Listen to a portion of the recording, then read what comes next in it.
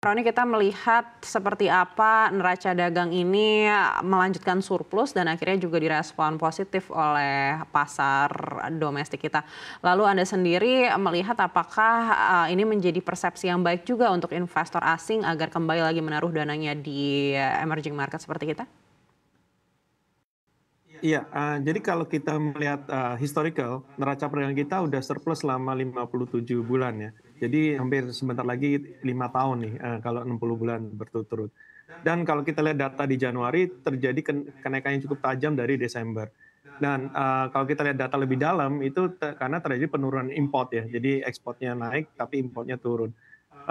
Sehingga kami sih melihatnya dengan adanya sentimen positif dari positif trade balance, ini akan dilanjutkan oleh barusan yang announcement oleh Pak Prabowo yang mengenai TDDHE, Pak Presiden, yang dikonfirm hari ini, tadi barusan beberapa menit yang lalu, bahwa akan dilaksanakan mulai 1 Maret. Sehingga dengan peraturan pemerintah yang baru, kita mengharapkan bahwa ada perbaikan di segi FX reserve Bank Indonesia atau yang dipunyai oleh negara kita.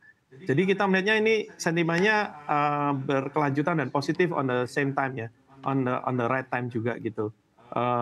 Kita sih melihatnya tadi pertanyaan apakah offshore akan masuk?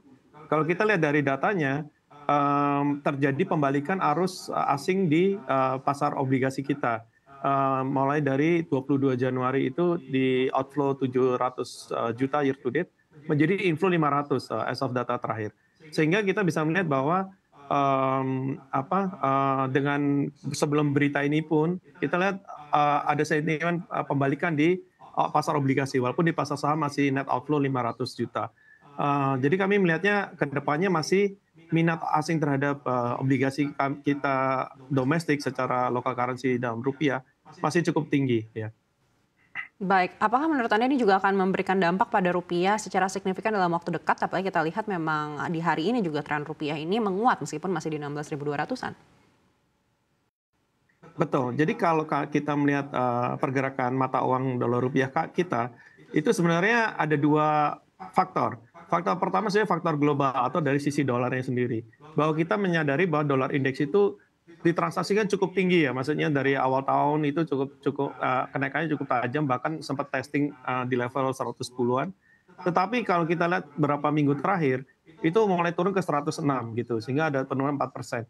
Dan demikian juga mengikuti di dolar rupiah kita, walaupun kemarin sempat kayak trading di 16.400 ke atas, tetapi sekarang udah turun seperti Bu Aneka bilang ke 16.200. Sehingga kalau kami melihat ke depannya, penurunan dolar indeks itu masih akan berlanjut dan ditambah dengan positive news dari local market kita, di mana pemerintah sekarang mulai kayak TDDHE impact dan segalanya, itu akan mulai kick in gitu. Jadi kita melihatnya dolar rupiah mungkin bisa ada room untuk menguat ke 16.100 atau 16.000 level ya. Baik, kita juga menunggu seperti apa kebijakan moneter Bank Indonesia di pekan ini. Ekspektasi Anda seperti apa?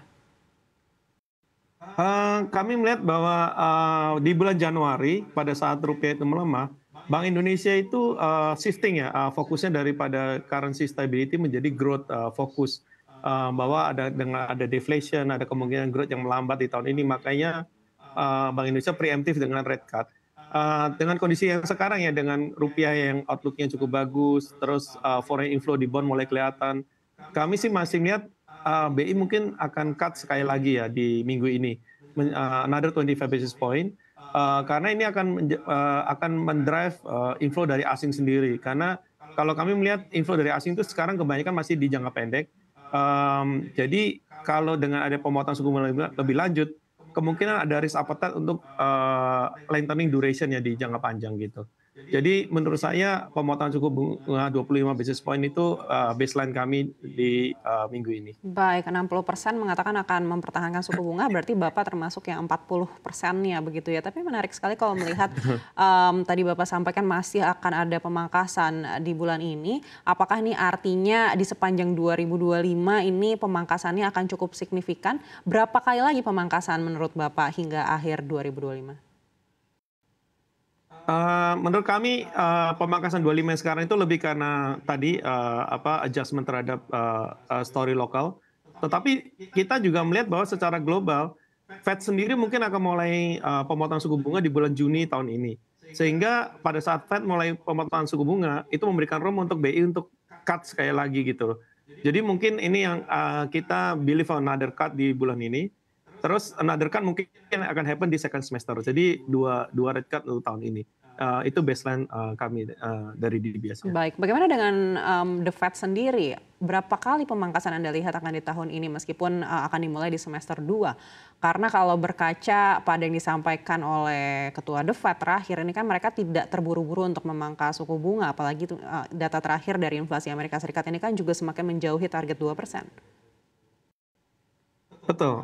Jadi kita harus melihat bahwa memang data terakhir CPI dan PPI minggu kemarin itu cukup 0,1, 0,2 di atas ekspektasi pasar. Tetapi waktu kita lihat komponen dalamnya itu banyak kan didriven oleh volatile item ya, seperti makanan, terutama harga telur karena mereka ada avian flu di US ya sekarang. Sehingga harga telur sendiri itu naik sampai 30-100% in the last 1 month atau 1 year.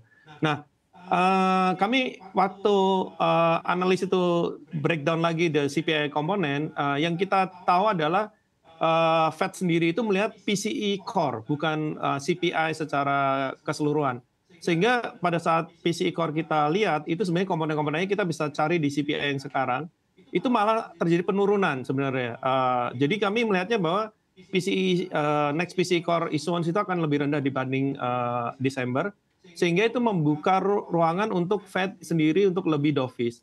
Nah, mengenai komen Fed Governor sendiri Powell ya, bahwa cukup berhati-hati dalam menetapkan kebijakan suku bunga selanjutnya, itu lebih karena wait and see di kebijakan fiskal Trump sendiri yang masih penuh uncertainty ya.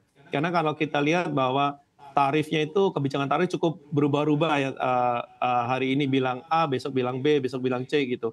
Sehingga menurut saya Powell masih wait and see, tetapi by Juni tahun ini semuanya akan lebih jelas, dan kita bisa lihat bahwa CPI PCE core sendiri akan cenderung turun dibanding karena setelah strip out semua volatile food tadi dan housing komponen juga, sehingga kita melihatnya inflasi cukup akan menuju 2% seperti target Fed sendiri.